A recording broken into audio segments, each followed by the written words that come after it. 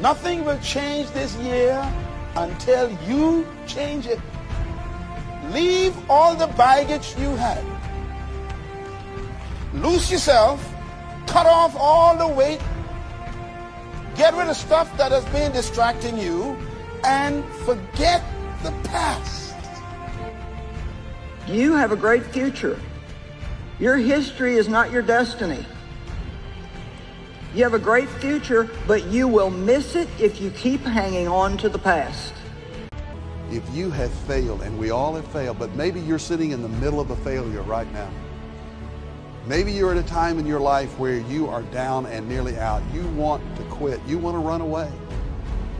Maybe even you're thinking about going back to your old life. Go back to the old friends. Go back to the old clubs. Go back to the old junk.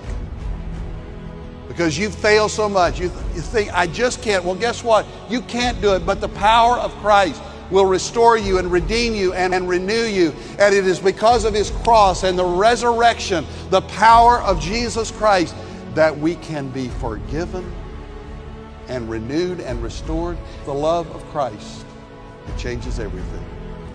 Your life is always moving in the direction of your strongest thoughts.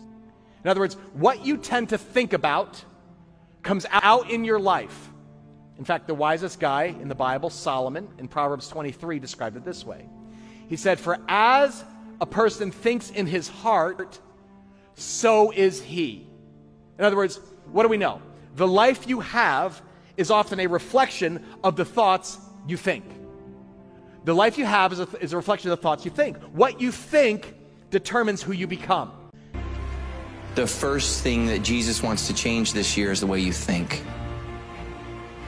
Some of you need to turn back to Jesus and trust Him.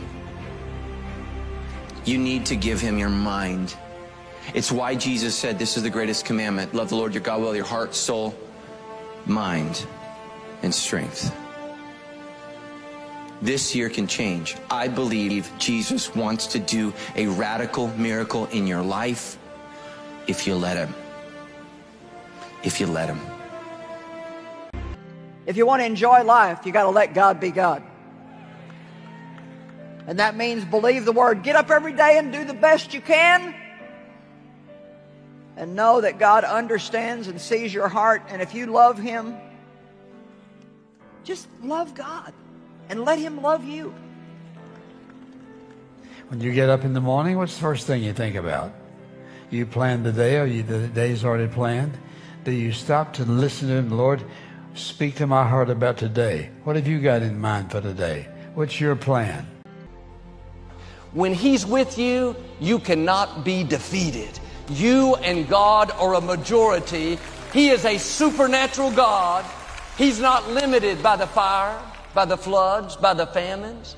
What should take you out cannot stop your destiny. That obstacle may be too much for you, but it is not too much for our God.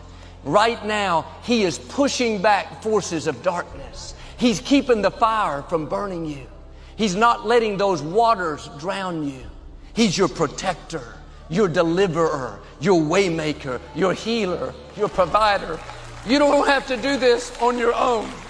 You don't have to figure everything out. You're not going to know all the details. You have to walk by faith and not by sight, knowing that He's right there with you, that He's promised everything is going to be all right for you. How many God-given dreams have you and I left unrealized because fear placed us in a prison that we could not escape from?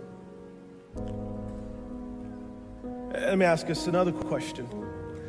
How many God accomplishments with your name written on them, with my name written on them, have gone unaccomplished because fear paralyzed us? Think about that question.